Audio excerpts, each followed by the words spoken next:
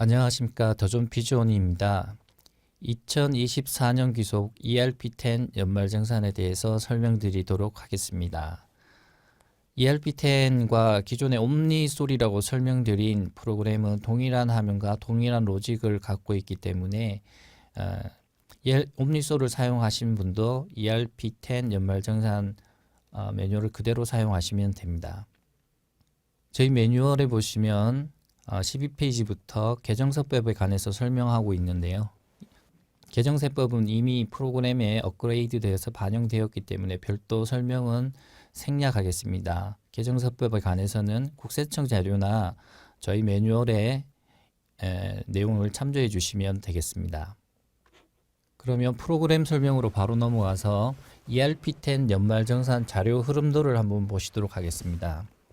저희 프로그램에서 급여 계산이 끝나신 이후에 마감 관리에서 해당 월의 데이터를 급여 계산 데이터를 마감하시게 되면 근로소득 원천 징수부를 조회하실 수 있게 되고요. 근로소득 원천 징수부에 이상이 없는 경우에 근로소득 연말정산 입력 관리자 메뉴에서 대상자 선정을 해주시면 마감 관리 작업으로 넘어온 급여 데이터들을 대상자 선정과 함께 각 대상자에게 선정을 하게 되어 있습니다. 관리자 메뉴에서 선정한 사원들과 급여 데이터에 이상이 없으시면 각 사원들에게 연말정산 시작을 알려주시면 되고요. 그러면 근로소득 연말정산 자료 입력에서 각 근로자들이 연말정산 데이터를 입력하게 됩니다. 입력이 끝나면 제출을 하게 되고요. 제출을 하시게 되면 근로소득 연말정산 자료 입력 관리자 메뉴에서 관리자분들께서 데이터의 이상 여부를 검토하시고 이상이 없다면 마감을 해주시면 연말정산의 큰 작업은 끝이 납니다. 그리고 근로소득 원천 징수 영수증에서 마감을 해주시면 지급 명세서 전산매체 제출을 할 수 있게 데이터가 만들어집니다. 그리고 관리자 메뉴에서 마감이 된 경우 근로소득 연말정산 자료 입력에서 분납 신청을 하신 분들이 있다면 연말정산 납부세액 분납 입력에서 분납 계산을 해주시면 원천징수 이행 상황 신고서에서 분납분에 대해서 2월, 3월, 4월 균등하게 분납된 금액이 원천징수 이행 상황 신고서로 불려가게 됩니다. 전체 로직은 이렇게 돼 있고요. 다음 실제 화면을 보시면서 근로소득 연말정산 항목 관리나 환경 설정, 사원 등록 메뉴 등을 추가적으로 더 보시도록 하겠습니다. 먼저 사원 등록 화면을 보시도록 하겠습니다. 저희 프로그램에서 연말정산 대상자로 선정되기 위해서는 사원 등록에 사원으로 등록이 되어 있어야 합니다. 그리고 사원 등록에 보시면 4번 사원번호, 그리고 내외국인 여부, 주민등록번호, 그 다음에 성명, 사업장, 부서, 입사일, 그 다음에 재직구분, 연봉에 따라서 대상자 여부를 선정하게 되는데요. 급여 계산에서 급여가 없는 경우, 급여를 직접 지급하지 않았지만 저희 프로그램에서 연말정산을 하시고자 한다면 이 부분에 사원 등록만 해주셔도 대상자로 선정이 가능합니다. 추가로 보시면 저희 연말정산 대상자 선정 시에 급여 기초 탭에 있는 일부 정보들을 저희 연말정산 대상자로 끌고 갈 때 같이 가져가게 되어 있습니다. 그리고 추가 정보를 보시면 부양가족 정보가 있는데요. 부양가족 화면에서 부양가족으로 등록된 가족들을 연말정산 대상자 선정 시에 같이 불러갈 수도 있고 불러가지 않을 수도 있습니다. 이거는 옵션 뒤에 연말정산 환경 설정을 설명드릴 때 다시 한번 설명드리도록 하겠습니다. 뒤쪽에 보시면 연말정산 대상자 여부가 있는데 일단 기본적으로 yes로 체크된 경우만 부양가족으로 선정이 가능합니다. 그리고 기본공제 대상인지 또는 장애자 여부를 선택해 주시면 해당하는 항목들도 대상자 선정 시 부양가족으로 끌고 갈 때 장애인 여부를 체크해서 가져가도록 되어 있습니다. 다음은 급여관리의 기초관리에 보시면 세액 공제 및 공제 기준 조회 메뉴에 대해서 설명드리겠습니다. 이거는 연말정산하고 어떻게 보면 크게 관계가 없다고 볼 수도 있긴 한데 급여 계산할 때 비과세 항목들을 계산하는 기준들이 등록되어 있습니다.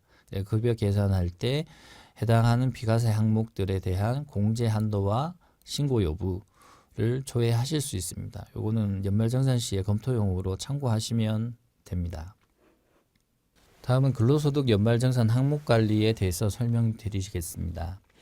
연말정산 항목 관리에 보시면 하단에 탭이 3개가 있는데 그 중에 연말정산 마감 관리에 보시면 연말정산 로직에 대한 마감 여부를 조회하실 수 있습니다. 이 부분에 계속근무자가 마감이 되어 있으시다면 해당하는 연말정산을 진행할 수 없으니 반드시 체크해서 마감 취소를 해주시면 됩니다. 다음은 연말정산 환경설정에 대해서 설명드리겠습니다. 연말정산 환경설정은 세팅을 연말정산 시작하기 전에 반드시 해주셔야 되고요. 여기 세팅값에 따라서 여러 동작들이 제어가 걸리기 때문에 반드시 확인하고 넘어가셔야 됩니다. 일단 대상자 선정 허용 유무 주민 번호를 사용할지 안 할지에 대한 옵션인데요. 쉽게 말해가지고 동일한 회사에서 중도 정산한 적이 있고 같은 해에 재입사를 해가지고 저희 쪽에서 계속 근무자로 연말 정산을 할 때 이전에 중도 정산한 데이터들을 종전 근무지로 불러올 것인가 하는 여부를 선택하는 걸로 보시면 됩니다. 이와 관련해서 기본 로직을 먼저 설명드리겠습니다. 이거는 연말정산 환경 설정과 관련 없이 저희 프로그램에서 기본적으로 어떤 식으로 동작하는지에 관한 설명인데요. 엑셀 화면 잠깐 보시겠습니다. 기본 로직 보시면 예를 들어서 첨번 사업장에서 이분이 근무를 하셨고요. 최종적으로 근무를 해서 계속 근무자로 있으시고 현근무지가 1000번입니다. 근데 이분이 3000번 사업장에서 1월부터 3월까지 근무를 했고요. 퇴사를 하셨습니다. 중도 정산도 하셨고요. 그 다음에 재입사를 4월 달에 하셔서 3월까지 근무하고 퇴사하고 중도 정산 하셨고 4월 달에 재입사 하셔가지고 3000번 사업장에서 같은 회사입니다. 3000번 사업장에서 4월, 5월, 6월까지 근무를 하셨고 그 다음에 중도 정산을 하지 않으신 채로 사업장 이동으로 해서 2000번 사업장에서 7, 8, 9월을 근무하셨습니다. 그리고 중도 정산을 하지 않고 1000번 사업장에서 10월, 11월, 12월 이렇게 근무를 하신 경우에 12월 달에 연말 정산을 하게 되면 저희 프로그램에서는 기본적으로 현재 4번을 기준으로 1, 2, 3, 5죠. 4번을 기준으로 해서 역으로 데이터를 찾아갑니다. 찾아가면 3000번 사업장에서 3달, 2000번 사업장에서 3달, 그 다음에 1000번 사업장에서 3달을 근무를 했고요. 그 다음에 이전에 1000번 사업장에서 1, 2, 3을 근무한 거는 이거는 별도 자료가 되겠습니다. 그래서 1000번 사업장에서 근무한 걸 현근무지로 해서 나머지 사업장에서 근무한 급여들을 현근무지로 끌고 와서 현근무지 급여 데이터로 보여주게 됩니다. 요렇게가 기본 로직인데 기본 로직을 적용할 때 저희가 원천세 신고지 설정이라는 메뉴에 옵션을 바라보게 되어 있습니다. 그러면 원천세 신고지 설정 화면 잠깐 보시겠습니다. 원천세 신고지 설정의 화면에 보시면 텍스 TAX001 원천세 신고 유형이라는 항목이 있는데요. 이 부분에서 저희가 도움창을 클릭해 보면 1번 사업장별, 그 다음에 2번부터 5번까지 나머지들이 있습니다. 저희 프로그램에서 2번부터 5번까지는 동일한 로직이 들어가고 1번 항목에 대해서는 별도로 저희 사업장 등록 메뉴를 참조하도록 되어 있습니다. 그래서 2번부터 5번까지는 엑셀 자료를 보시면 이 결과값인데요. 요거는 현재 4번을 기준으로 내가 근무했던 데이터들을 다 찾아내서 그 데이터에 각각 사업장이 다르더라도 현재 사업장으로 해서 데이터를 다 현근무지로 집계해 주는 방식입니다. 그래서 현근무지 1000번에 대해서 요거지 9개월치 소득들을 더하게 되고요. 그러면 900만 원. 그다음에 비과세 소득이 요거 비과세 소득은 사실은 90만 원인데 신고 비과세냐 비신고 비과세냐에 따라서 좀 다를 수 있습니다. 그래서 비과세 소득적은 조금 제외하고 과세 소득만 설명을 드리겠는데요. 이렇게 해서 현금 무지 1000번으로 해서 과세 소득 900만 원이 집계가 됩니다. 그리고 좀 전에 보셨던 연말정산 환경 설정에 보시면 어떤 대상자 선정 허용 유무를 두 번째로 보게 되어 있는데요. 요 보실 때 엑셀 자료 보시면 동일한 주민등록번호로 근무한 게 있는데 이분이 중도정산을 하셨을 경우엔 하지 않았을 경우에는 데이터를 불러오지 않고요. 중도정산을 한 경우에만 이 중도정산한 데이터를 종전근무지로 불러오게 되어 있습니다. 이게 가장 기본적인 로직이고요. 원천세 신고지 설정에서 사업장별로 선택했을 경우에는 사업장 등록 화면을 참고로 먼저 보시겠는데요. 사업장 등록에 우측 하단으로 보시면 각근세 신고 사업장이라고 있습니다. 그래서 1000번 사업장에 대해서 각근세 사업장이 1000번, 2000번에 대해서는 각근세 사업장이 1000번. 그래서 2000번에서 급여 계산을 하겠지만 실제로 각근세 신고는 1000번으로 하겠다는 그런 세팅이고요. 3000번은 저희가 사례를 위해서 3000번으로 그대로 세팅을 했습니다. 그렇게 되면 1000번, 2000번의 급여들은 합쳐져서 1000번으로 신고하게 되고 그다음에 3000번 사업장의 데이터는 3000번으로 신고를 하겠다 이렇게 세팅을 해 놓으신 거고요. 그래서 원천세 신고지 설정에서 신고 유형이 2번, 3번, 4번, 5번이 아닌 경우 1번인 경우에는 좀 전에 보여드린 사업장 등록에 각근세 사업장을 따라가게 됩니다. 엑셀에 보시면 각근세 사업장이 이렇게 세팅이 되어 있습니다. 방금 전에 사업장 등록에서 보여준 세팅 그대로고요. 그러면 어떻게 되느냐? 이런 경우에는 사업장별인 경우에는 현 근무지와 같은 각근세 사업장 코드를 찾습니다. 찾아서 6개월치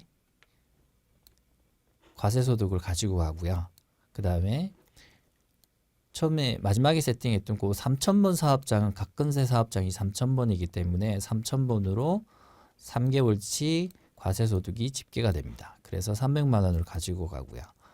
그 다음에 주민등록번호로 다시 한번 찾겠다 세팅을 하셨으니까 1, 2, 3월 달에 근무하신 요 데이터는 4번이 사실은 1, 2, 3, 4번이라서 다르지만 주민등록번호는 동일한 사원이라고 가정을 하면 해당 사원에 정산 데이터가 있는지 확인을 합니다. 정산 데이터가 있으면 그 정산 데이터를 종전근무지로 해서 다시 끌고 가게 됩니다.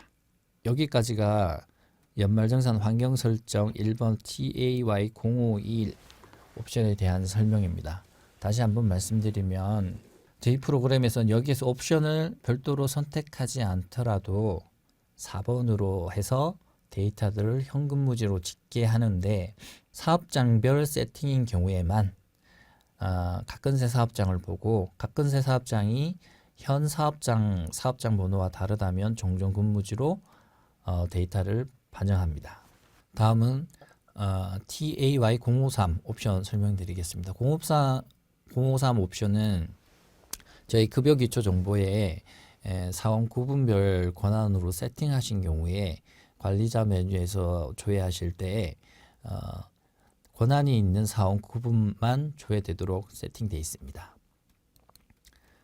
TAY054 옵션은 원천징수 영수증 출력 시에 인쇄 시에 발행일을 어떻게 할 건가 하는 문제인데요. 예전에는 저희가 저희 연말정산 대상자 설정을 관리자 메뉴에서 했을 경우에 기본적으로 2월 말일자로 영수일자가 찍힌데 그 영수일자를 찍어주는 거고요.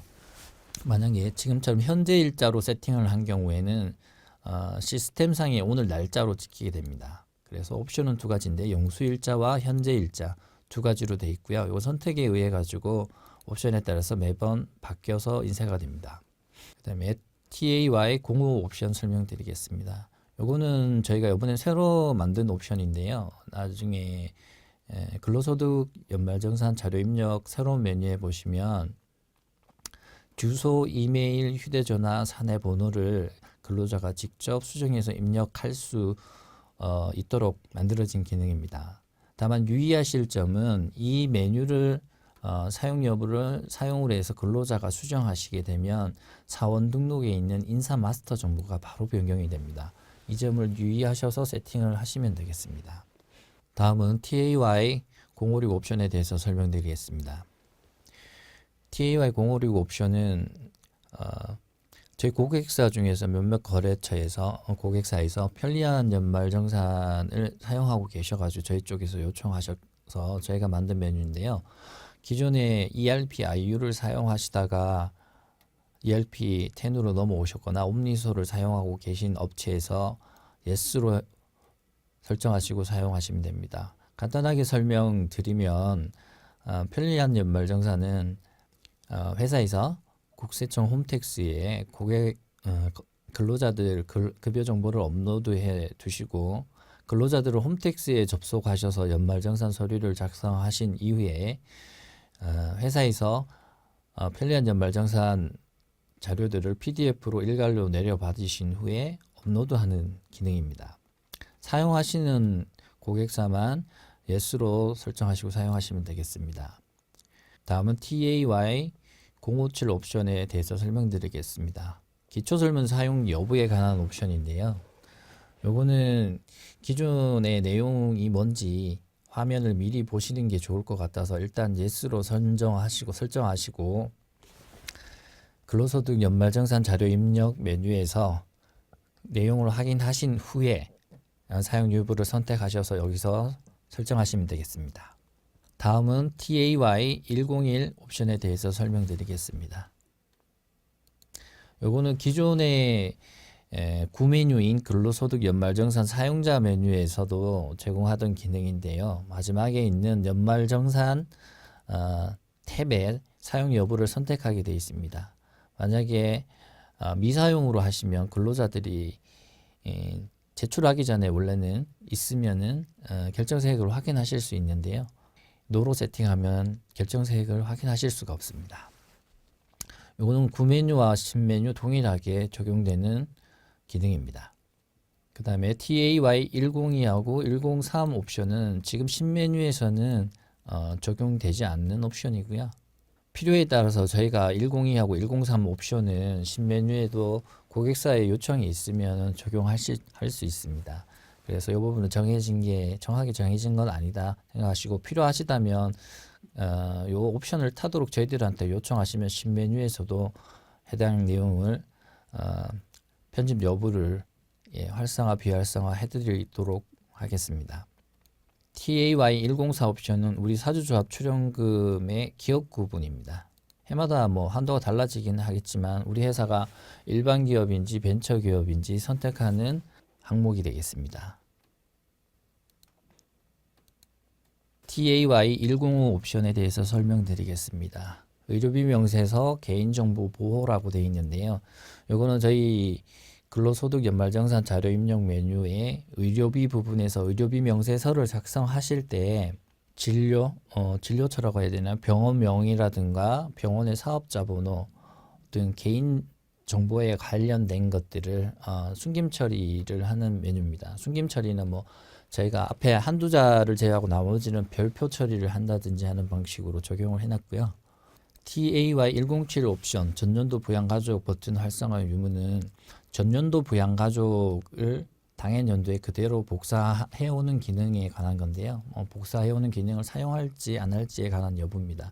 만약에 노로 선택된 경우에는 전년도 부양가족 버튼이 숨겨집니다. 다음은 TAY108 옵션에 대해서 설명드리겠습니다. 요거는 기납부색 조정에 관한 건데요. 일단 기본적으로 추천하는 기능은 아니고요. 급여에서 계산한 금액에서 그중 기납부세액에 관한 건데 소득세, 주민세, 농특세를 조정할 수 있는 기능입니다. 이 기능도 고객사 요청이 있어갖고 저희가 추가를 했고요. 다음은 503 옵션입니다. TAY 503 옵션인데 대상자 선정 시 인사관리 가족 정보를 부양 가족 정보로 자동 반영하겠느냐 하는 옵션입니다.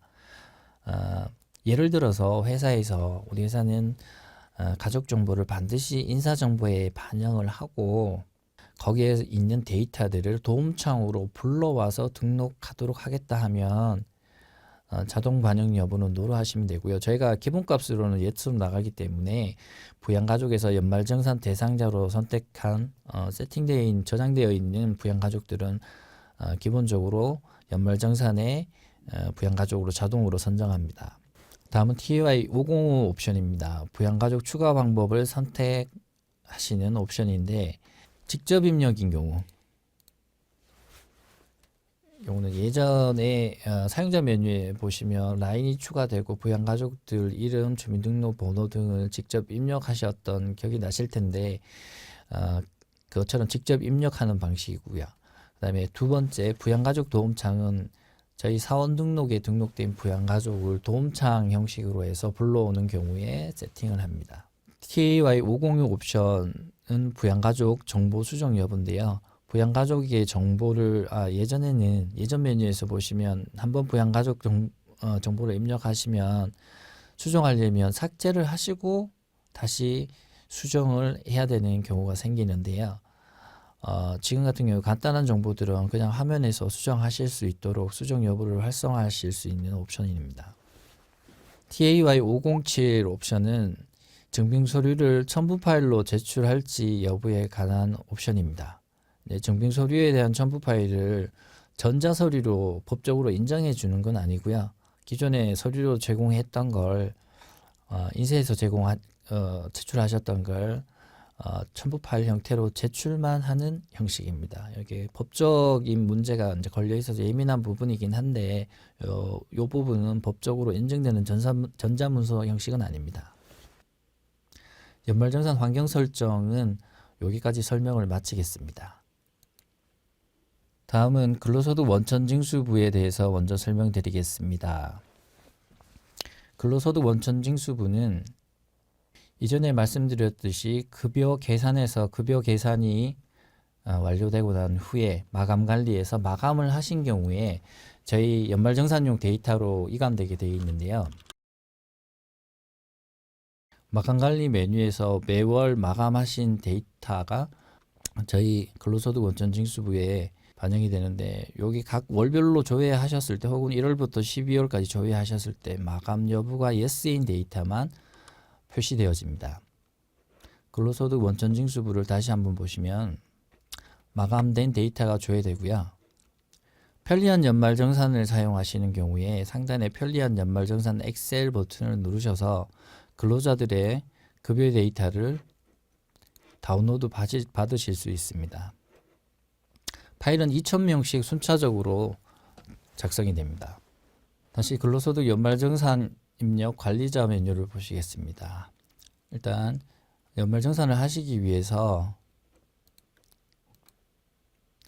대상자 선정을 해줘야 되는데요. 대상자 선정을 버튼을 누르시면 기존 화면에 조회된 계속 근무자가 있다면 계속 근무자를 제외하고 12월 31일 현재 계속 근무자로 재직 중이신 분들의 목록이 뜨고요. 해당하시는 분을 선택하셔가지고 적용 버튼을 누르시면 해당하는 사원이 추가되게 되어 있습니다. 추가되면 소득 명세를 조회해 보시면 해당하는 급여들이 잘 반영되어 있는지 확인하시고요. 여기에 급여가 틀리다 혹은 정정근무직 급여가 틀리다고 하면은 기존의 마감 관리에서 마감이 정확하게 됐는지 혹은 종전근무지로 해가지고 재입사하신 분들의 데이터가 틀리다고 하면은 중도정산한 데이터들 중에 마감이 안 된 데이터가 있는지 혹은 사업장 등록에 사업장별 신고인 경우에 사업장 등록에 가건세 신고 사업장이 잘못되어 있는지 확인을 해주시면 되겠습니다. 기본 정보를 보시면 기본 정보는 인사 정보를 자동으로 보여주게 되고요. 요거는 인사 마스터에 있는 정보를 그대로 보여주는 내용입니다. 하단에 보시면 근무 기간하고 정산 연월, 급여 지급 연월, 세대주 여부 등 데이터들을 끌고 오는데요. 해당 데이터들이 중에 근무 기간하고 정산 연월은 반드시 확인을 해주셔야 합니다. 하단에 부양가족 인적사항들을 불러왔는데 옵션에서 선택한 대로 불러와지기도 하고 공란으로 돼 있고 본인만 나오기도 합니다. 소득명세에서 실제로 급여와 종전근무지를 정확하게 끌어왔고 그거 외에 기타 소득 등이 있어서 추가할 소득 등이 있으신 경우에는 추가 항목에다가 입력해 주시면 되고요. 하단의 옵션에 따라서 기납부색에 대한 조정이 가능합니다. 실제로 데이터를 비교했을 때 급여가 틀려서 다시 불러와야 되는 경우가 발생하면은 삭제하고 대상자 선정을 다시 하셔도 되고요. 이미 입력한 데이터가 있으신 경우에는 상단의 대상자 관리에 새로 고침을 눌러주시면 근로소득 부분이 있습니다. 이 부분 체크하셔가지고 다시 적용을 누르시면 되는데 이전에 급여 데이터가 바뀌었다고 해서 연말정산 데이터가 자동으로 변경되지는 않으니까 급여 데이터가 바뀌셨다면 반드시 마감을 다시 해주시고 근로소득 새로 고침을 선택하셔가지고 적용 버튼을 누르시면 급여 데이터를 새로 불러오게 됩니다.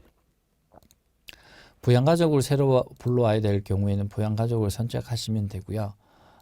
인적 정보를 다시 불러와야 될 경우는 인적 정보를 선택하시면 됩니다. 인적 정보는 예를 들어 12월 31일 날 대상자 선정 시와 그다음에 1월 2일 이후로 그 다음에 1월 1일 이후로 인사 발령이 생기시거나 아니면 승진 발령이 생기셔서 직위나 직책이 변경된 경우에 반영하고 싶다고 하시면 조직 및 인적 정보를 선택하시면 됩니다.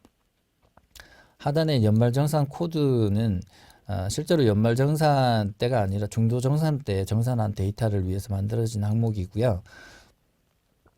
중도정산자 같은 경우에는 업그레이드가 되지 않은 상태로 2024년 기속세법이 적용되지 않은 상태로 대상자 선정이 돼 있었기 때문에 변경된 이후의 코드들이 누락되어 있습니다. 그런 경우에는 전산매체 제출할 때 오류가 발생하기 때문에 연말정산 코드에 체크하셔가지고 적용을 눌러서 새 코드를 반영하신 이후에 제작하시면 되겠습니다. 비과세 및 감명소득 탭을 누르시면 야간 근로수당, 식사대, 연구보조비 등 비과세 항목들이 자동으로 반영되어 있으실 거고요. 기존에 금액이 없더라도 급여에서 코드가 넘어온 경우에는 저희가 이렇게 표시를 하고 있으니까 필요 없으시면 삭제해 주시면 됩니다. 급여 현황 탭을 클릭하시면 1월부터 12월까지의 급여 지급 내역이 과세 비과세로 나눠지고 그다음에 4대 보험 금액들이 뒤쪽에 이렇게 조회하실 수 있게 되어 있습니다. 소득세, 지방소득세까지 확인하시고 이상 없으시면 다음으로 넘어가시면 됩니다. 정산명세는 현재 김진혁 사원의 같은 경우에 작업 중이기 때문에 표현이 안 되고요.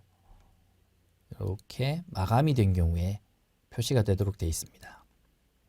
최소한 근로자가 데이터를 입력하고 제출하거나 혹은 관리자 메뉴에서 재정산을 한 경우에 표시가 되도록 되어 있습니다.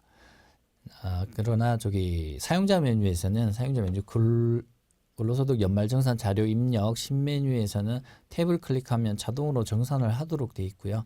정산이 되면은 그쪽 정산 명세 쪽에서는 내용을 바로 확인하실 수 있습니다. 다만 사용자가 아니라 관리자 화면에서는 반드시 마감이 돼야 된다. 최소한 사용자 마감까지는 돼야 한다.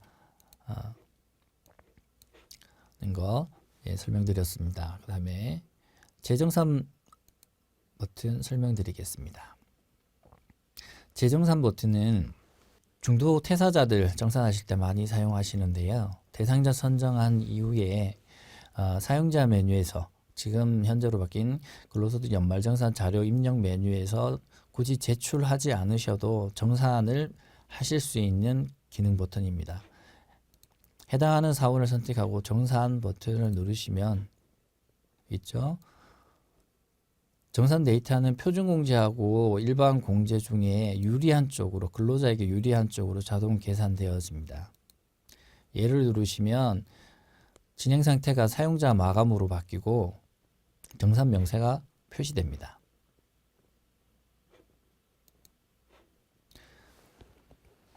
이렇게 줘야 되는 걸 확인하실 수 있습니다. 일괄 조정 버튼에 대해서 설명드리겠습니다. 일괄 조정 버튼은 클릭하시면 관리자가 연말 정산한 데이터의 아래 항목들을 일괄적으로 수정할 수 있도록 한 메뉴입니다. 해당하는 항목 선택하시고 설정값 선택하시고 일괄 조정 버튼 누르시면 됩니다. 기부금 일괄 처리 버튼에 대해서 설명드리겠습니다. 기부금 일괄 처리 버튼은 전년도에 저희 프로그램에서 연말정산을 한 경우에 전년도 2월 기부금이 발생하고 잔액이 남아있게 됩니다. 이런 경우에 전년도 2월 기부금을 당해년도로 자동으로 이월하여 기부금 조정 명세서를 작성해 주는 기능입니다. 밑에 당해년도 기부금을 기부금 조정 명세서로 자동으로 반영해 주는 기능입니다. 요 기능 자체는 전년도 2월 기부금 요 기능을 많이 사용하실 것 같고요. 이전 메뉴들은 기부금 명세서의 데이터를 입력하면 기부금 조정 명세서에 자동으로 반영이 안 돼서 이 기능을 사용했었는데요. 현재는 기부금 명세서를 작성하면 작성한 데이터가 기부금 조정 명세서로 자동으로 반영이 됩니다. 그래서 그렇게 많이 사용할 것 같지는 않습니다. 편리한 연말정산 버튼은 편리한 연말정산 버튼을 클릭하시면 이렇게 유의사항들이 뜨고요. 유의사항을 잘 읽어보시고 확인 버튼을 누르시면 첨부 파일 도움창이 뜨는데요. 유의하실 점은 편리한 연말정산은 부양가족이 반드시 없는 상황에서 해주셔야 됩니다. 그러니까 저희가 연말정산 환경 설정에서 부양가족을 자동으로 반영하지 않도록 세팅을 하시고 부양가족이 없는 상태에서 편리한 연말정산 버튼을 누르셔서 확인 버튼을 누르시면 편리한 연말정산 업로드 도움창이 뜨고요. 여기에 파일을 여러 개 놓으셔서 반영 버튼을 누르시면 소득공제신고서의 내용들이 자동으로 반영되도록 되어 있습니다. 화면에서 보시면 진행 상태를 보시면 작업 중, 사용자 마감, 관리자 마감 외에 사용자가 취소 요청을 하는 경우는 취소 요청이 하나 값이 더 있습니다. 최초로 대상자 선정을 하는 경우에 진행 상태는 작업 중, 다음에 사용자가 사용자 메뉴에서 근로소득 연말정산 자료 입력 메뉴에서 신고서를 작성을 다 하고 난 다음에 제출 버튼을 누르시면 사용자 마감으로 변경됩니다. 또는 관리자 메뉴에서 재정산 버튼을 누르면 자동으로 정산이 되고 진행 상태 값이 사용자 마감으로 변경됩니다.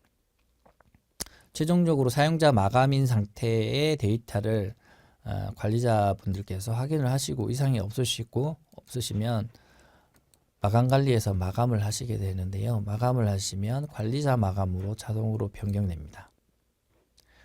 그리고 관리자 마감이라고 값이 바뀌고 뒤에 보면 일반이라고 되어 있는데 이분 같은 경우는 자동 계산하면서 일반 공제가 더 유리해서 일반 공제로 계산됐다는 표시고요. 상단에 보시면 관리자 마감 표준이라고 되어 있는데 이분들은 표준 공제가 더 유리했기 때문에 프로그램에서 자동으로 표준 공제로 계산한 경우가 되겠습니다. 다음은 근로소득 연말정산 자료 입력 화면에 대해서 설명드리겠습니다. 근로소득 연말정산 자료 입력 화면은 기존의 근로소득 연말정산 입력 사용자 메뉴를 대체하는 메뉴로서 2024년 귀속분 연말정산부터는 반드시 새로 개발된 근로소득 연말정산 자료 입력 메뉴를 사용해 주셔야 합니다. 해당 화면은 전체 화면에 최적화되어 있기 때문에 크롬을 사용하신다면 F11 버튼을 눌러서 전체 화면으로 변경해서 입력하시는 게 편리하고요. 아니면 브라우저 메뉴에서 전체 화면을 선택해서 전체 화면으로 변경해서 입력하시면 됩니다. 상단에 좌측 상단에 보시면 연말정산 구분을 선택하게 되어 있고요. 귀속 연도 선택하게 되어 있고 오른쪽에 진행 상태를 표시하고 있습니다. 연말정산 시작하기 버튼을 누르면 급여 현황 화면으로 이동하고요. 여기서 다시 홈 버튼을 누르면 처음 홈 화면으로 이동을 하게 됩니다.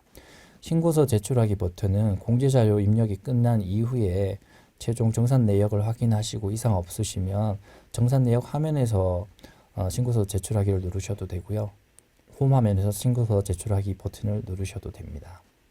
좌측의 권한에 따라서 다른 근로자의 데이터를 입력해야 되는 경우가 생긴다면 들어오셔서 오른쪽에 돋보기 버튼을 클릭하시면 다른 근로자들이 줘야 될 거고요. 선택해서 적용 버튼을 누른 후 입력하시면 됩니다. 다만 로그인 하신 분이 본인 데이터 입력의 권한밖에 없으시다면 클릭해도 다른 사원들이 화면에 표시되지는 않습니다.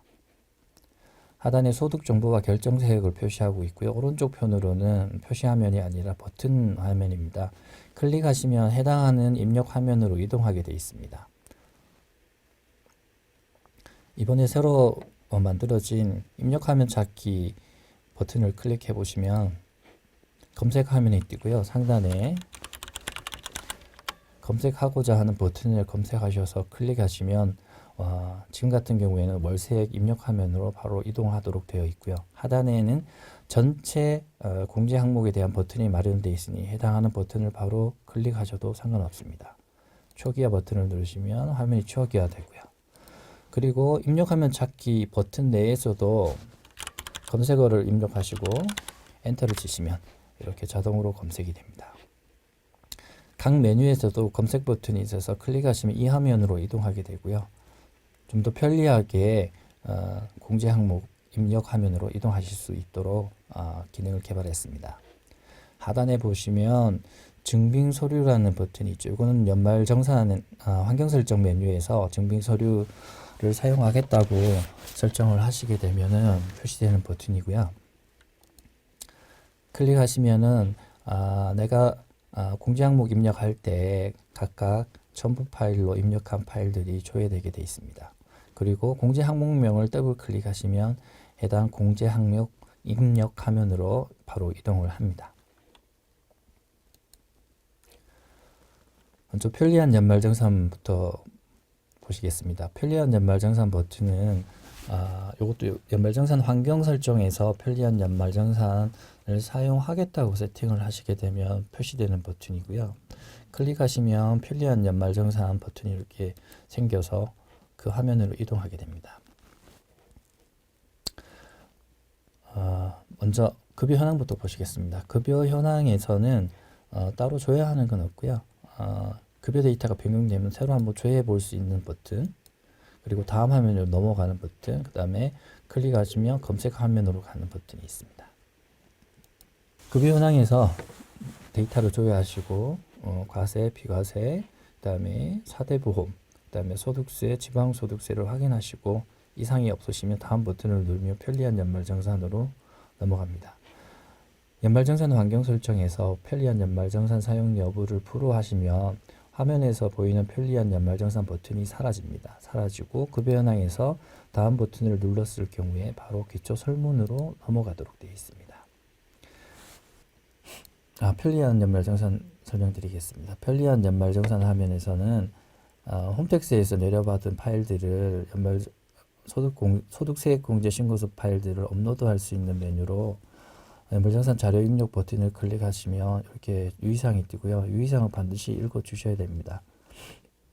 생각보다 홈택스에서 제공하는 PDF 파일에 정보가 많이 부족해서 상단에 보이는 이런 정보들을 누락시키고 있기 때문에 저희가 그 부분에 대해서는 저희 변환을 하지를 못하고 있습니다.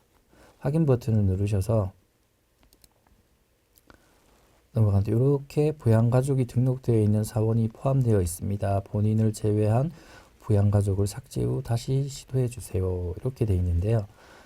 편리한 연말정산 PDF 파일 내에 이미 부양가족 정보를 다 갖고 있기 때문에 여기서 업로드를 하시게 되면 부양가족 정보가 다 넘어가게 됩니다. 그래서 편리한 연말정산을 사용하는 경우 연말정산 환경 설정에서 대상자 선정 시에 부양가족들을 제외하고 본인만 대상자 선정하도록 환경 설정을 세팅을 해주셔야 하고요.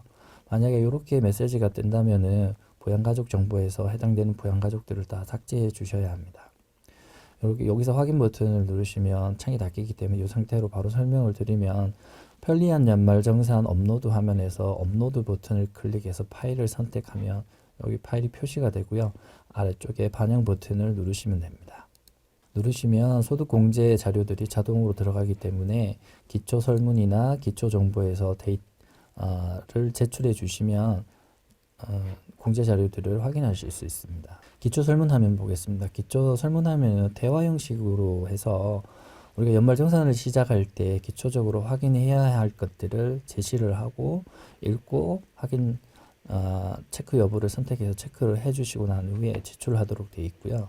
기본 정보에는 부양가족 상의 변동이 있는지, 그 다음에 다른 직장, 종전근무지 자료가 있는지, 그리고 기본공제 대상자가 혹시 중복 아닌지, 그 다음에 기본공제 대상자의 연간소득 금액이 혹시 100만 원을 넘지는 않는지, 그리고 내가 근로자 본인이 세대주인지, 그 다음에 내가 다주택자인지 아닌지를 체크를 하도록 되어 있습니다.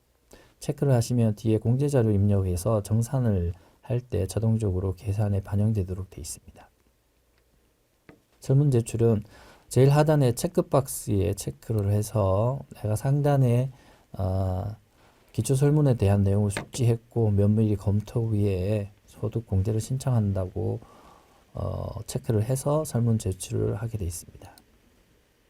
제출이 완료되면 기초 정보 화면에서 옵션에 따라 연말정산 환경 설정에 보시면 근로자 개인정보를 변경할 수 있는 옵션이 있죠. 그 부분을 사용을 예로 하신다면 이렇게 주소, 이메일 주소, 비상연락망 전화번호를 수정할 수 있게 활성화가 되고요. 만약에 노로 선택하시면 이 부분이 조회만 되도록 되어 있습니다. 이 부분을 수정하는 경우에는 사업 마스터 정보가 변경되기 때문에 유의하셔야 합니다. 다음에 보시면 조회 항목이라고 있는데 이 조회 항목은 상단의 기초 설문에서 선택한 내용들이 자동으로 반영되도록 되어 있고요. 이 내용을 수정하기 위해서는 기초 설문에서 하단에 보시면 제출하고 나면 버튼이 제출 취소로 바뀌는데요. 제출 취소를 하시고 해당하는 항목들의 체크를 바꿔주시면 됩니다. 바꿔주신 후에는 반드시 다시 제출해 주셔야 되고요. 기초 정보에서는 기초 설문을 바탕으로 해서 조회 항목을 표시를 하고 만약에 기초 설문을 사용하지 않는 옵션 연말정산 환경 설정에서 기초 설문 사용 여부를 불허하신 경우에는 이 부분이 입력하실 수 있게 활성화가 됩니다. 자, 밑에 보시면 필수 입력 부분에 반드시 체크를 하셔야 되는 부분이죠. 부녀자 공제 여부와 한부모 공제 여부. 부녀자 공제 여부와 한부모 공제는 중복으로 체크하실 수 없고요. 부녀자 공제 같은 경우는 반드시 근로자가 여성인 경우에만 활성화됩니다. 부녀자 공제와 한부모 공제가 중복인 경우에는 한부모 공제를 받으시는 게 근로자에게 더 유리합니다. 결혼세액 공제는 올해 새로 생긴 부분이죠. 2024년부터 2026년까지 기간에 혼인신고를 한 거주자가 혼인신고를 한 해에 50만 원 공제를 받을 수 있는 항목입니다. 세액 공제 항목이죠. 결혼세액 공제를 받게 되시면 체크를 하시면 되고요. 그 다음에 분납 신청 여부. 분납 신청 여부는 추가 납부 차가감 소득세가 10만 원이 넘어서 추가 납부를 할 때 금액이 너무 커서 분할 납부를 하겠다고 하시면은 체크를 하시면 되는 부분입니다. 체크를 하시면 만약에 내가 정산한 결과가 추가 납부가 10만 원이 넘으면 저희 연말정산 납부세액 분납 입력이라는 메뉴의 대상자로 선정되고 거기에서 분납세액 계산을 해서 원천징수 이행 상환 신고서로 반영을 하게 됩니다. 확인하시고 반드시 하단에 인사 기초 정보와 연말정산을 위한 기초 정보의 확인을 완료하였습니다를 체크를 하셔서 확인 완료 체크를 해주셔야 됩니다. 버튼을 눌러 주셔야 됩니다. 정상적으로 확인이 완료가 되면 부양가족 탭으로 자동적으로 이동을 하게 되고요. 그 다음에 상단에 부양가족 인원정보, 밑에 부양가족 인적사항을 표시를 하게 됩니다. 기본 증명서라는 버튼은 우리 증빙 서류 사용 여부를 환경 설정에서 예라고 선택한 경우에 활성화되고요. 첨부 가능한 파일의 확장자는 여기에 기록된 것처럼 PDF 파일이나 이미지 파일인 경우에 가능합니다. 업로드 버튼을 눌러서 파일을 선택해서 업로드 하시거나 혹은 파일을 직접 끌어다가 여기다 놓으시면 첨부가 됩니다. 그리고 전년도 파일을 복사해서 사용하시고자 하는 경우에는 전년도 복사 버튼을 누르시면 됩니다.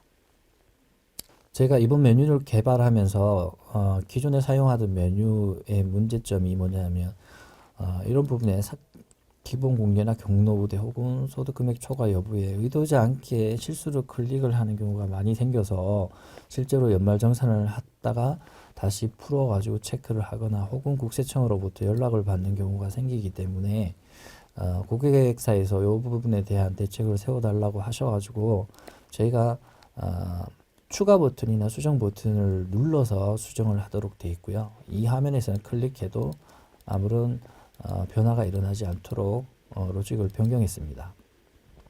자, 추가 버튼 한번 눌러서 보시면 이것도 환경 설정에 의해 갖고 바뀌는데요. 지금 같은 경우에는 부양가족을 내가 직접 입력하겠다는 옵션에 체크되어 있기 때문에 이런 식으로 화면이 뜨고요. 만약에 인사정보를 불러와서 입력하겠다고 세팅을 하시게 되면 이 부분이 부양가족 도움창 화면으로 뜨고 해당하는 부양가족들을 밑에 나열해서 보여줍니다. 그런 경우에 해당하는 부양가족을 선택해서 확인 버튼을 누르시면 적용 버튼을 누르시면 부양가족이 추가되고요. 이 화면 같은 경우에 여기에서 직접 내용들을 입력하셔서 적용 버튼을 누르시면 됩니다. 필요한 증빙 서류가 있다면 증빙 서류 버튼을 눌러서 추가하실 수 있습니다. 삭제를 하실 때에는 부양가족을 선택하고 삭제 버튼을 눌러서 삭제를 하시면 되고요.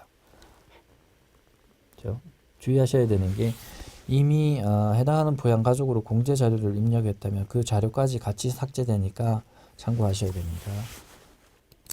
삭제를 했다고 해서 실제로 삭제되는 게 아니고 삭제는 저희가 휴먼 에러를 줄이기 위해서 반드시 저장 버튼을 눌러야 삭제되도록 하였습니다. 반드시 삭제 후에는 저장 버튼을 눌러야 데이터가 삭제됩니다. 조회 버튼은 해당 그리드에 대한 내용에 대한 조회 버튼입니다. 상단의 부양가족 인원 정보를 새로 읽고자 한다면 메인 조회 버튼을 눌러주시면 됩니다. 엑셀 버튼은 그리드에 보이는 내용을 엑셀로 변환해서 파일로 저장하는 기능으로 그리드 내에서 마우스 오른쪽 버튼을 눌러서 엑셀 내보내기 기능을 사용하셔도 동일합니다.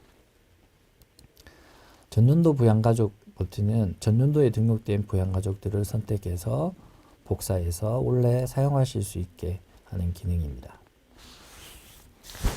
중간에 보시면 배우자 공제 여부와 결혼세액 공제 여부는 앞에 기초정보 확인이나 기초 설문에서 체크한 데이터를 가져오도록 되어 있고요. 배우자 공제 같은 경우에는 하단에 부양가족의 배우자가 등록된 경우에 자동으로 체크되도록 되어 있습니다. 하단에 보시면 배우자가 이렇게 등록된 게 보이시는데요. 이렇게 배우자가 등록돼서 저장이 되면 배우자 공제 여부는 자동으로 체크됩니다. 다음은 출산지원금 비과세 적용 명세서를 입력하는 화면입니다. 출산지원금 비과세 적용 명세서는 회사에서 근로자가 출산지원금을 받은 경우에 작성하는 메뉴로 특수관계자는 제외를 하고 입력하셔야 됩니다. 특수관계자는 비과세 되지 않죠. 과세로 적용됩니다. 다음 종전근무지 입력 화면입니다. 종전근무지 입력 화면은 아까 부양가족에서 설명드렸다시피 예전 메뉴에서는 직접 그리드 내에서 입력을 했었는데 지금은 더블 클릭을 하더라도 활성화되지 않습니다. 반드시 상단에 추가나 수정 버튼을 눌러서 내용을 수정하실 수 있습니다.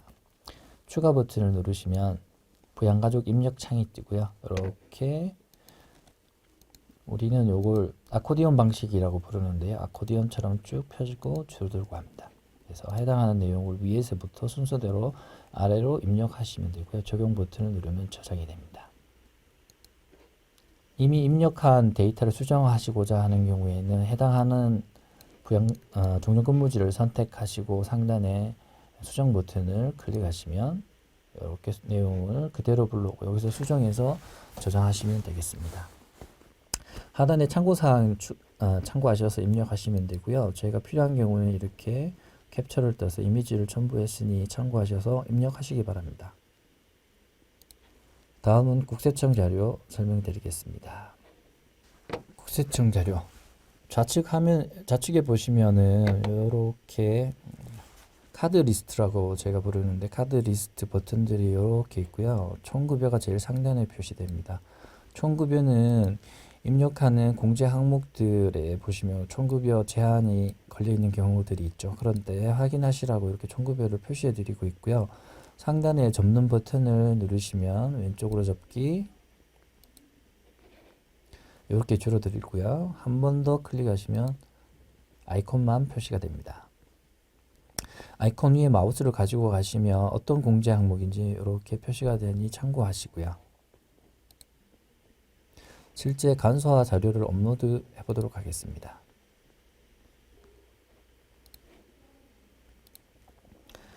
파일에 암호가 걸려 있으시면 비밀번호에다가 넣어주시면 되고요. 암호가 걸려 있지 않으시다면 비밀번호란에 공란으로 두시면 됩니다. 파일이 선택된 상태에서 반영 버튼을 누르면 데이터가 반영이 됩니다. 국세청 자료가 반영이 되면 해당하는 항목을 클릭해서 각각 세부 내용을 확인하실 수 있습니다.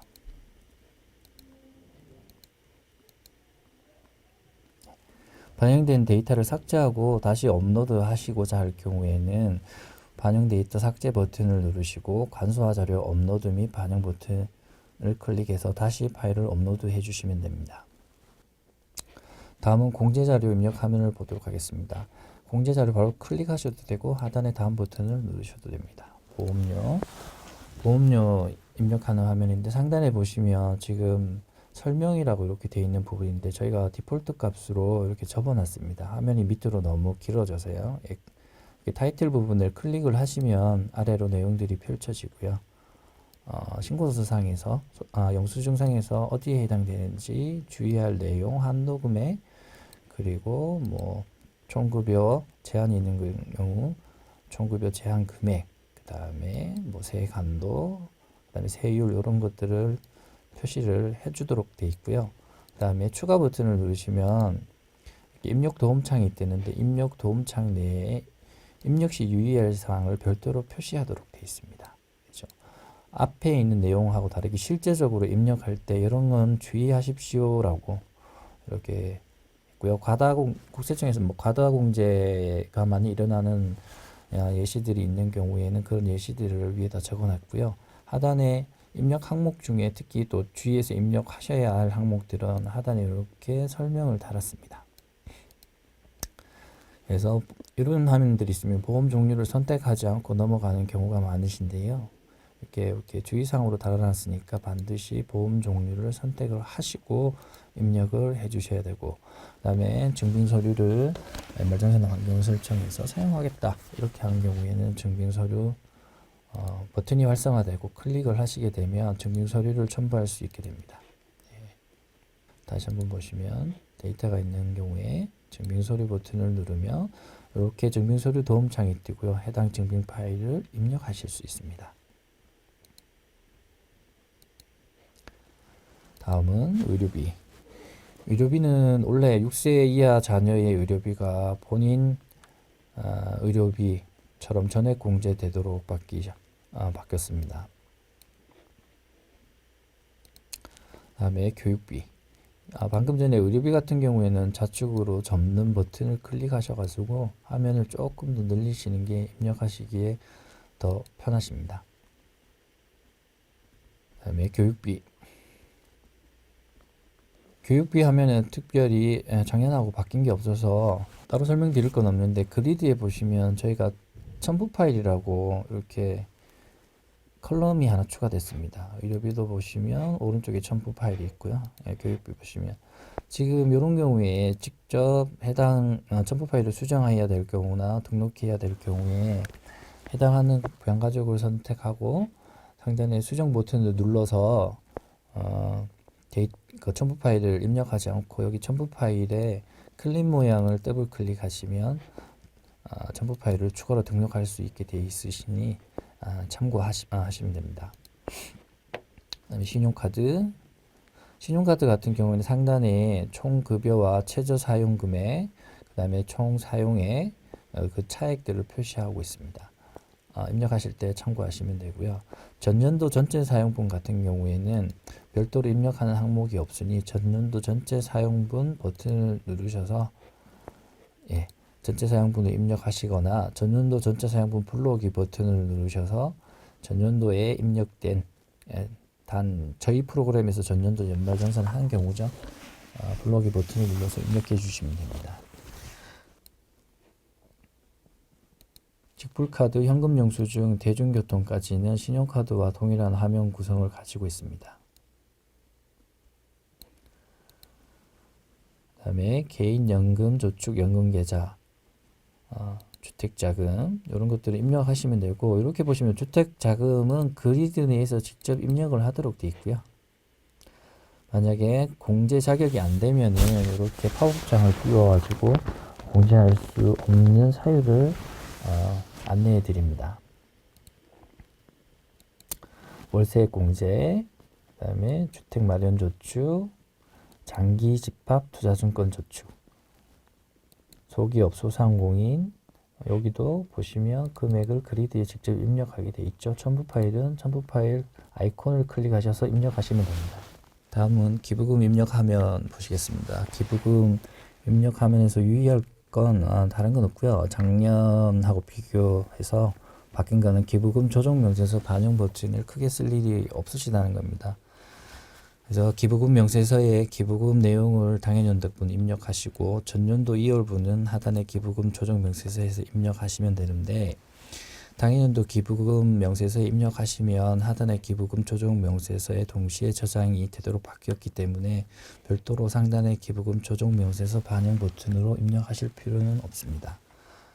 혹시 그 엑셀로 업로드 하시거나 DB에다 직접 밀어 넣는 경우가 계시다면은 기부금 조정 명세서에 같이 반영해 주시면 좋은데, 그게 안 된다면 해당하는 경우에는 기부금 조정 명세서 반영 버튼을 눌러서 반영해 주시거나, 혹은 관리자 메뉴에 보면 일괄 조정 중에 기부금 조정 명세서 반영이 있으니 기부금 조정 명세서 반영을 일괄로 해 주시면 됩니다.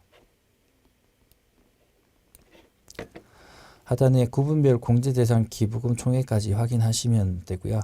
다음은 기타 소득 공제에 대해서 설명드리겠습니다. 기타 소득 공제 이전 기부금까지는 저희가 연말정산 간소화 자료가 자동으로 들어오기 때문에 대부분 연말정산 간소화 자료를 사용하실 거고, 그 외의 자료들은 하단에 기타 소득 공제, 기타 세액 감면, 기타 세액 공제, 이렇게 해서 세 곳에 나눠서 입력하시면 됩니다.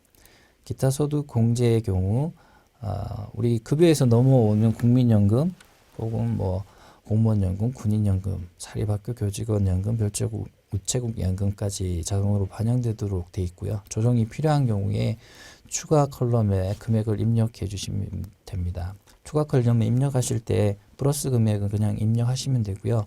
차감해야 될 금액은 마이너스 금액으로 입력해 주시면 됩니다.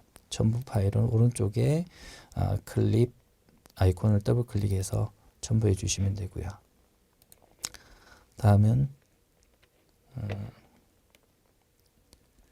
기타 세액 감면 부분입니다. 기타 세액 감면 부분은 상단에 보시면 정부 간 협약 입력이라고 되어 있는데, 이 부분은 급여 관리자가 직접 넣어주는 거죠. 사용자가 입력하실 부분이 별로 없습니다. 그 다음에 증빙서류 버튼 눌러서 입력해 주시면 되고요. 하단에 그 다음에 감면이 있는데, 이 부분은 그리드 내에서 그냥 직접 입력해 주시면 됩니다.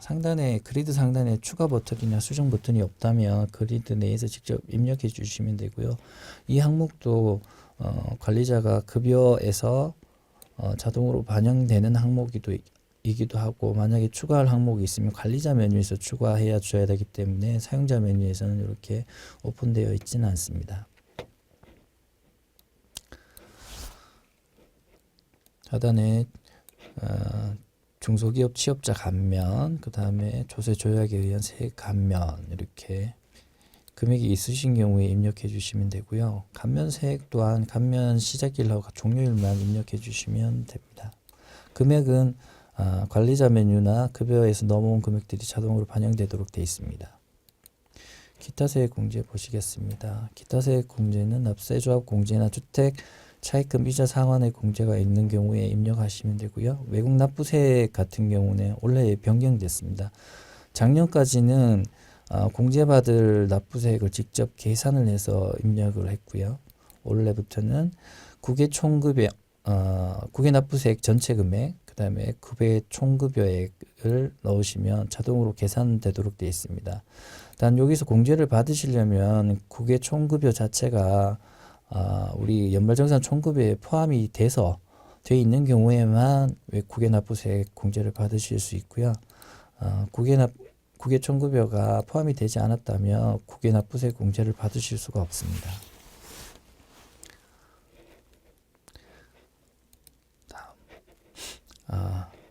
다음은 정산내역 화면입니다. 정산내역 화면으로 들어오시면 연말 정산한 데이터 중에 오류가 있다면 기본적으로 이렇게 제출 체크 오류 리스트를 보여주도록 되어 있습니다. 지금 보시면 안경 구입비가 1인당 50만 원 한도인데 안경을 여러 곳에서 구입한 경우에 홈택스에서 자료가 내려오다 보면 합치면 50만 원을 초과하는 경우가 생깁니다. 그런 경우에는 해당 메뉴로 가셔가지고 1인당 50만 원이 되도록 금액을 직접 수정해 주셔야 됩니다. 연말정산 자료 입력 화면에 대한 설명은 마치겠습니다. 그래서 정상적으로 제출이 되면 근로소득 연말정산 입력 관리자 메뉴에서 이렇게 사용자 마감이라고 진행 상태가 표시가 됩니다. 관리자는 진행 상태가 사용자 마감인 사원을 선택해서 데이터의 이상 유무를 확인하신 이후에 이상이 없으시면 마감 관리의 마감 버튼을 눌러서 마감해 주시면 됩니다.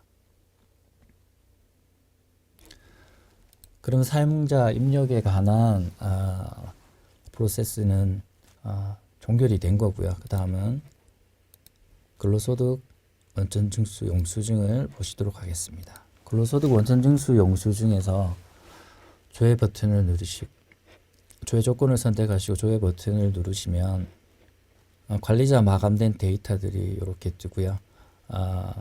전산매체 제출을 위해서 마감 관리에서 마감 버튼을 눌러 주셔야 되는데 이미 수기로 신고한 제출분이 있거나 아니면 제외해야 할 사원들이 있는 경우에 해당하는 사원들을 선택하시고 수기 신고 일괄 처리 버튼을 눌러서 수기 신고로 선택하신 후에 적용을 눌러주시면 신고 구분이 수기 신고로 바뀌고 전산매체 제출 시 제외됩니다. 다음 지급명세서 전산매체 메뉴에 대해서 설명드리겠습니다. 상단의 조회 조건을 선택하시고 조회를 하시면 좀 전에 근로소득 원천징수 영수증 메뉴에서 마감한 데이터들이 이렇게 조회가 되고요. 조회된 데이터를 선택하신 후에 파일 제작 버튼을 누르시면 파일 제작과 관련된 정보들을 입력하게 되어 있습니다. 홈택스에 등록된 아이디는 사업장 등록에서 등록한 데이터를 끌고 오고요.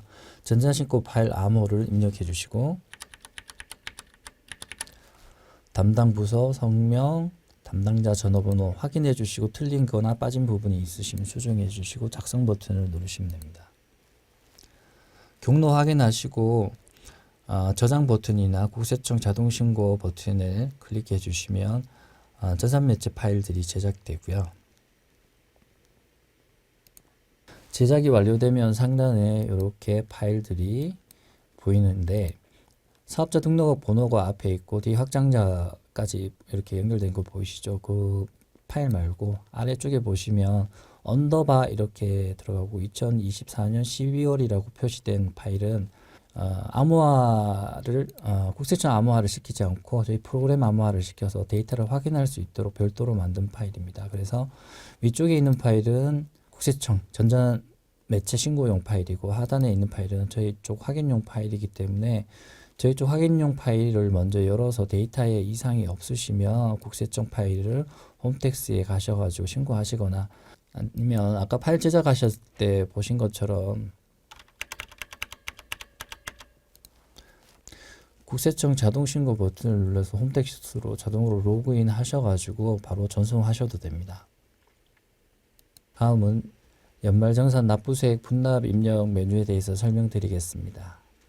상단에 조회 조건을 선택하시고 조회 버튼을 누르시면 데이터를 조회하실 수 있고, 혹은 대상자 선정 버튼을 눌러서 대상자 선정을 새로 하실 수도 있습니다.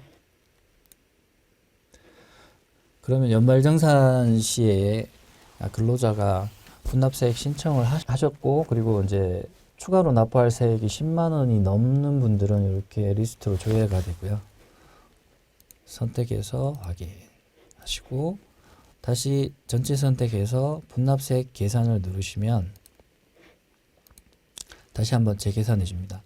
대상자 선정 시에 이미 2, 3, 4월로 나눠서 분납세액들이 계산 되었지만 금액을 변경하시고 싶은 경우에는 해당하는 금액을 직접 더블 클릭해서 변경하실 수 있습니다. 그리고 잊지 말고 넘어가셔야 되는 게 이 부분에서 반드시 마감 버튼을 눌러서 마감을 해 주셔야 합니다. 그래야 근로소득 원천징수 이행상황신고서에 반영이 되고요. 원천징수 이행상황신고서에서 소득 데이터 불러오기를 하시면 보시는 것처럼 분납 금액과 납부 금액이 이렇게 표시가 됩니다. 두 개가 합쳐진 금액이 연말정산하면서 최종적으로 이달에 납부해야 될 금액이죠. 그다음 급납세액은 별도로 표시하고 납부 금액은 이렇게 마이너스로 표시됐습니다. 다음으로 조회 메뉴 하나 더 보시고 마치도록 하겠습니다. 연말정산 현황 메뉴인데요. 보시면 연말정산에서 근로자가 입력한 모든 데이터와 연말정산 결과를 한꺼번에 조회해 볼 수 있는 메뉴입니다. 기초정보부터 시작해서 입력 현황, 종전근무지, 비과세 감면소득, 공제 현황, 공제 항목별 명세, 의료비 명세서, 기부금 명세서, 기부금 조정 명세서, 그다음에 연금저축, 월세액 등을 확인하실 수 있습니다. 입력 현황 탭 우측에 보시면 기납부세액을 확인하실 수 있고요. 지금까지 2024년 귀속 근로소득 연말정산 로직에 대해서 설명드렸습니다. 시청해 주셔서 감사합니다.